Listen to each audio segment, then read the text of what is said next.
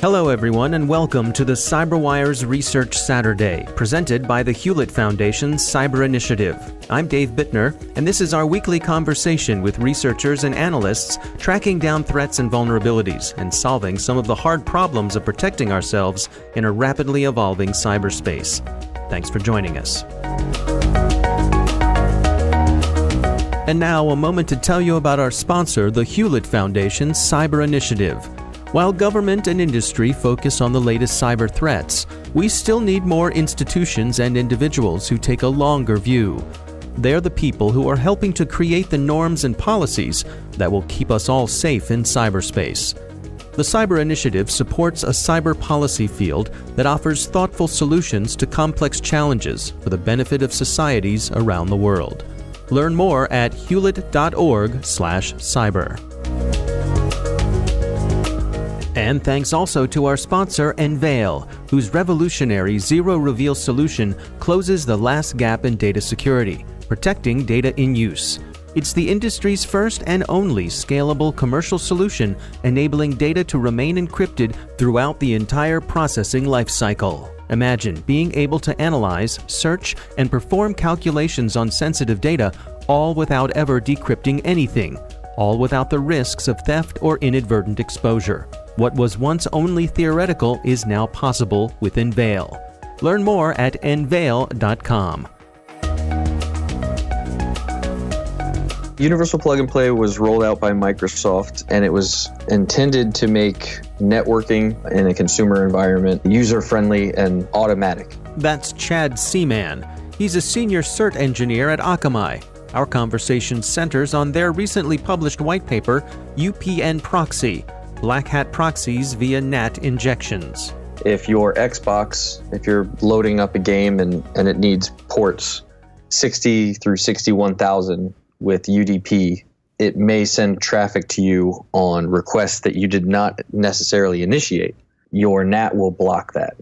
So if something is attempting to come into your network, but the NAT has not seen you communicate out on those ports, it will not know that traffic is destined for you and won't really know what to do with it, so it'll just throw it away. So what NAT was made for was a machine behind your router could interact with UPnP and pop holes to destine that traffic to you at all times. Think of it like automatic port forwarding configurations. And what does NAT stand for? Network Address Translation. All right, so that's the intention, but how did it actually work out? I mean, it works really well. It's for gaming and consumer networks.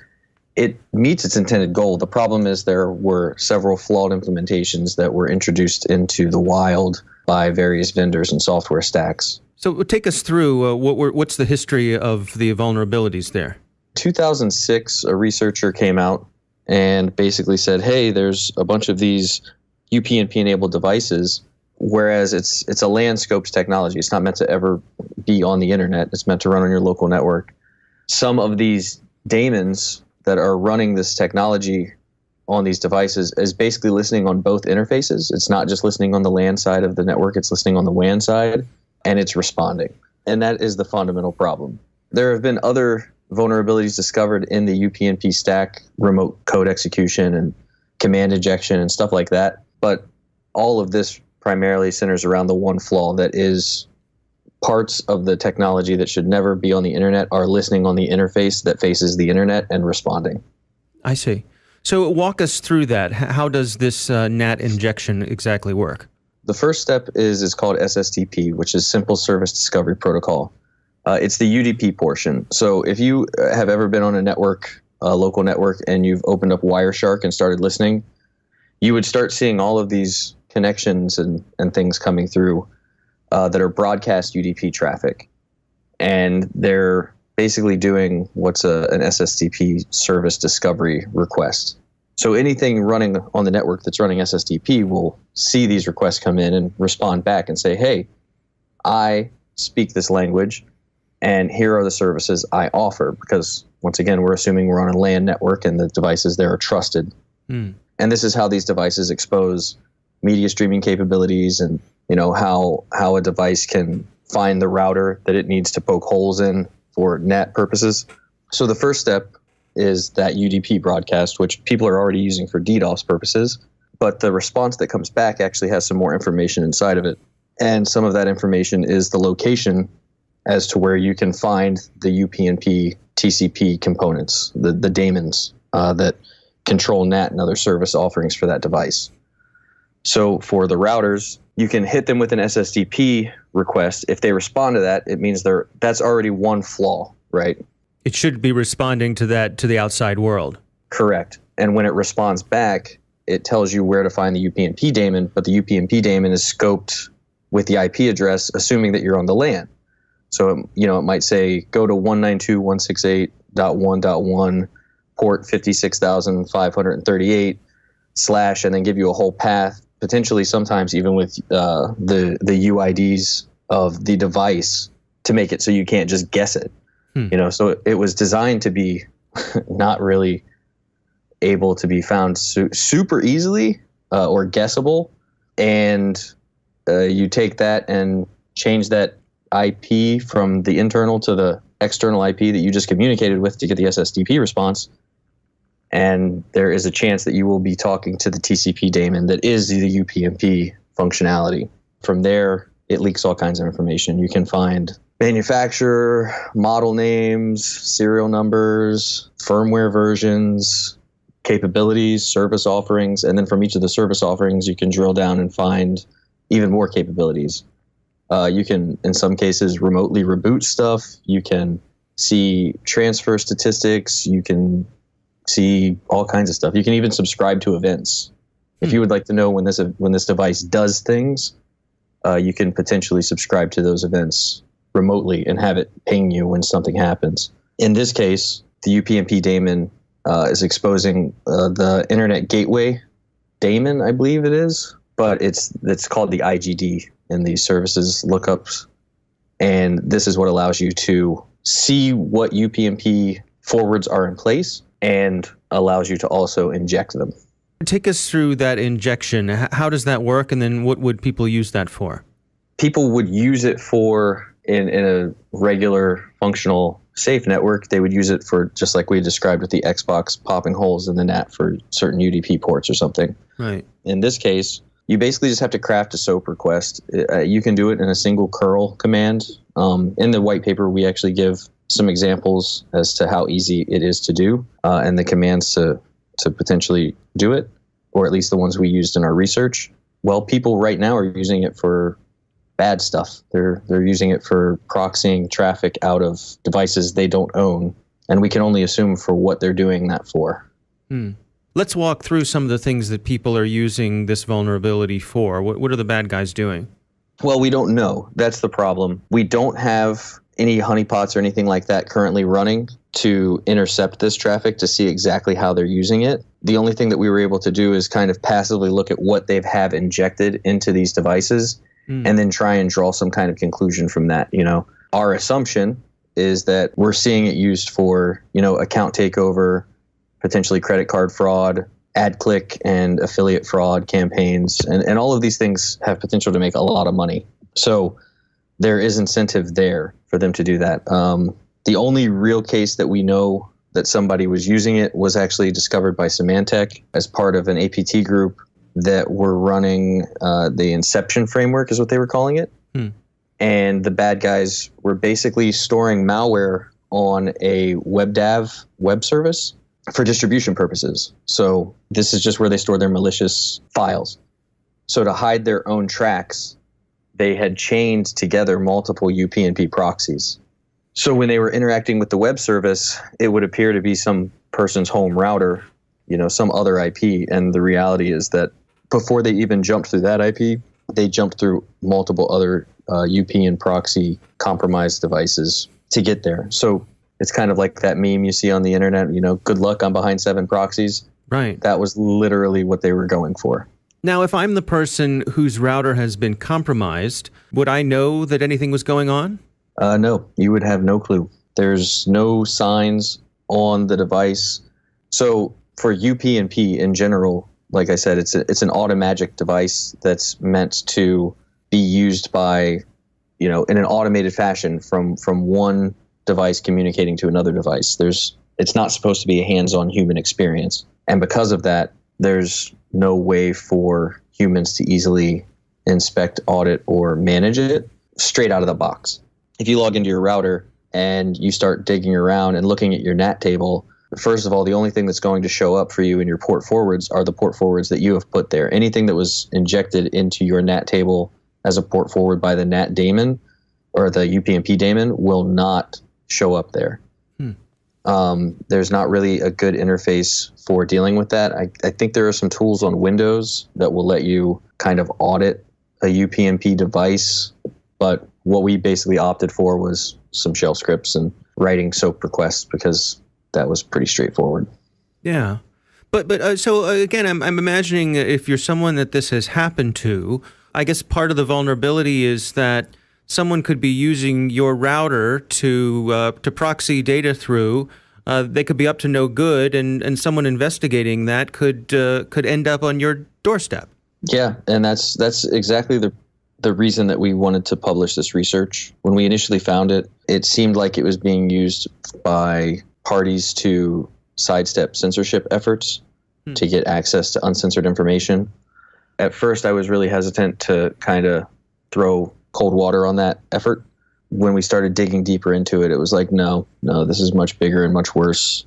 And the potential for abuse, I think what we're seeing now pales in comparison for the potential that this has to introduce to forensic investigations and law enforcement efforts. So, I mean, think about it like this. I could set up a malware distribution server, and I could go around to, when we did our basic head count, there were 750,000 of these things that responded to our TCP probes.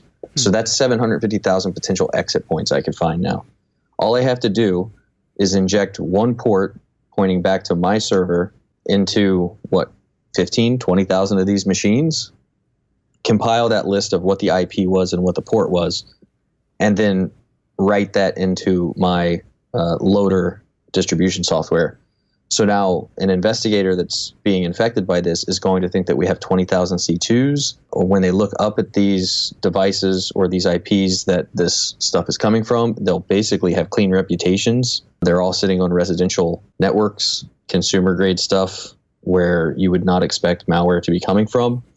And then you start to draw conclusions. Is it a machine behind that thing that's infected? Like, how is it the router itself that's infected? And at the end of the day, none of those answers would be true. If you were investigating a potential infection and you were to go knock on a door and ask to see a potentially compromised device, that potentially compromised device would not exist on the network, and it would not be on the router itself. Because it is the router, and yet the router itself doesn't reveal. You can't just get in an interface and have it reveal what's going on under the hood by design. Unless you were to explicitly go out of your way to inspect the UPnP NAT table, you would never find the reason. Nothing weird would seem out of place until you looked at the UPnP table. And so it seems like this would be a good avenue for DDoS and botnets as well. Yeah, it could. I mean, that's the thing. If we talk about the distribution of malware, the same conversation could be had about botnets and C2 communications. If I needed to hide my C2, why not stick it behind 7 proxies, right? If you're jumping through multiple residential gateways to communicate with my endpoint, you're going to be thinking it's some kind of P2P network. You're going to be thinking some kind of crazy transient C2, and the reality would be that, no, it's just one C2. It's just tucked behind multiple residential gateways that you don't even know to inspect. Now, if I wanted to, to fix this, if I was afraid that I might be falling victim to this, is this a situation where I could do some kind of hard reset on the router and start from ground zero? Yeah, you could. You could do a hard reset on the router, and as soon as you did that, you would want to go and disable UPnP. The problem is that UPnP is it's a pretty handy functionality for the LAN side of the device.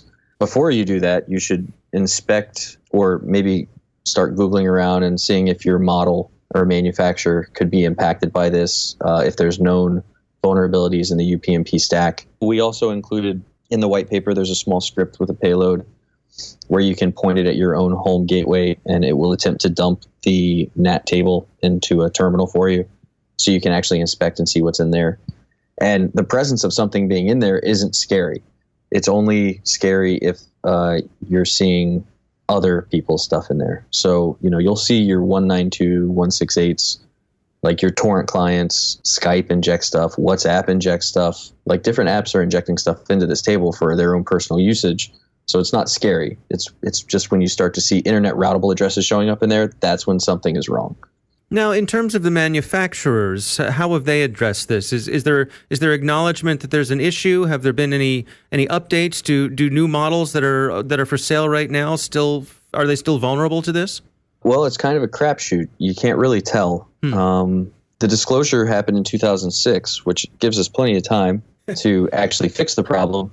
And in just our quick and dirty head count of device models, manufacturers, based on the information leakage from the UPnProxy, the UPnP payloads that came back, we identified like 72 manufacturers and 400 models. Some of those manufacturers came back in dispute, and we were like, okay, well, let's dig deeper into this and make sure you're wrong or we're right, or vice versa. Mm-hmm. And we actually started digging up more models for some of those manufacturers that we didn't even notice in the first pass. So there's actually far more devices that are vulnerable than what is listed in the actual device section of the paper because of, time constraints and needing to get this paper out. I wish I could say that there was a lot being done about it. Some of the manufacturers have come back and said that those devices are not vulnerable. They've tested them, but the fact that we were even able to identify them from internet-based scans would suggest otherwise.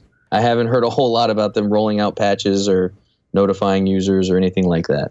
From what you've been able to examine, from what you've been able to gather with the research that you've done, how widely spread is this problem? Should I assume that my home router has been compromised, or is it something that's there's so many routers out there that it's few and far between the ones that have actually been infected? I mean, there's millions upon millions of home routers out there that don't have this problem, right? I believe in the paper we said that when we started the scans, it was about 4.8 million that were identified via the SSDP leaks. Of that 4.8 million, 750,000 responded to TCP probes. And of that 750,000, 65,000 were found with injections that pointed to internet routable devices or IPs. So that's not to say that only 65,000 of them are vulnerable. 750,000 of them are potentially vulnerable. 65,000 were actively being exploited. There were others where we were able to communicate with the daemon, but there was nothing in the NAT table that suggested anything suspicious was going on. It looked like just regular 192.168 injections from devices living on the LAN. So you're talking a small percentage of the overall footprint, but it's still a significant number if you're trying to defend against it. And it's still significant if it's happening to you. If the FBI comes knocking on your door, right, you're not going to care how many other people it's happened to. Right. You should keep a copy of this white paper printed out and sitting next to your router, right, just in case. Exactly. Yeah. All right. Well, I mean, it's an interesting story. It's one of those ones that I guess is to be continued because it's happening. It's hard to defend against. So I guess it's one of those ones we'll have to see how it plays out. It's I guess for you, frustratingly unresolved. It's frustratingly unresolved, and it's one of those topics where I feel like we need people looking at it. We need people to know it exists, but we also risk stoking the fire of adoption by even mentioning it. I think it's important for forensic investigators and law enforcement and stuff to know that this capability exists and to know to look for it when they're dealing with their investigations. But from the DDoS perspective and from the Blackhat proxy perspective, from the carding perspective and the account takeover perspective, it also presents a serious threat that I don't know if we've actually seen it really leveraged yet. Our thanks to Chad Seaman from Akamai for joining us. The white paper is titled UPnProxy, Blackhat Proxies via NAT Injections, and you can find it on the Akamai website.